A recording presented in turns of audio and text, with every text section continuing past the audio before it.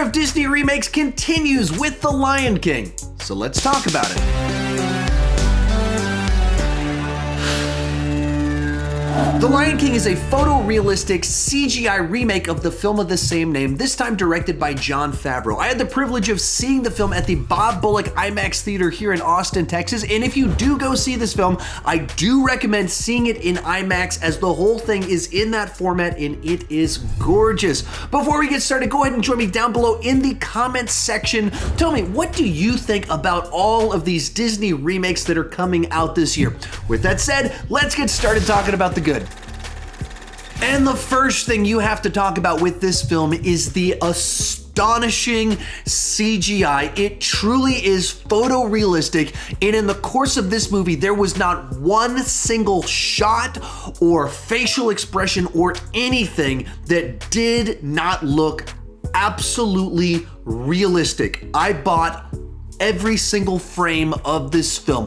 What they have accomplished here with CGI is truly jaw-dropping. Based on this film, we have reached the point in time where they can recreate essentially anything other than the human face with absolute photorealistic believability. Then from there, you gotta talk about the fact that the source material here is some of the best, in my opinion, that Disney has ever produced. Whether you're talking about the basic narrative structure here that's influenced by Shakespeare and some other things that just has some very powerful themes inside of it, or the music, the songs inside of it are some of the catchiest, most memorable songs that Disney has ever created, or Hans Zimmer's fantastic score. The source material is the absolute best, and it's treated with the utmost respect here.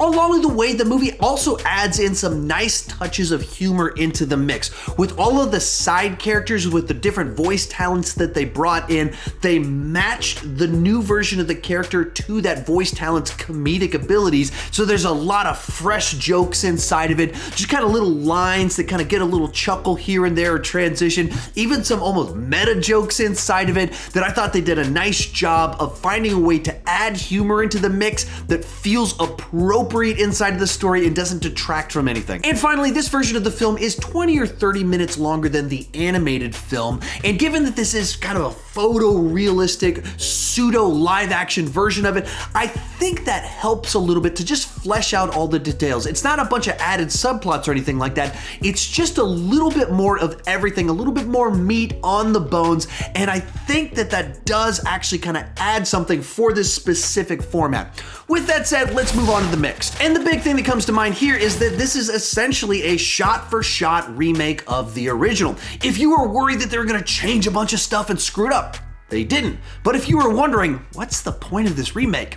It's not going to win you over. It's a direct translation of the original film into this new photorealistic format. It's a very safe remake. Some people will love that, and some people will be wondering why it even exists. With that said, let's move on to the bad. As astounding as the visuals and technology here are, no amount of CGI can make an animal emote realistically, because animals don't have human emotions. So as you're watching this, it feels a little bit like you're watching a Disney nature documentary, except instead of narration, the animals are actually talking. Like, I could mostly connect with them as characters, but there was still a little bit of distance there, as I felt like I was just looking at an animal, which in and of itself is kind of interesting, as they're not animals, they're CGI creations. Likewise with the music, it felt like they didn't want to change it, but they didn't want it to be identical either, so they made a whole bunch of arbitrary changes that didn't really add anything or improve anything, but it made you go, oh, that was a little bit different.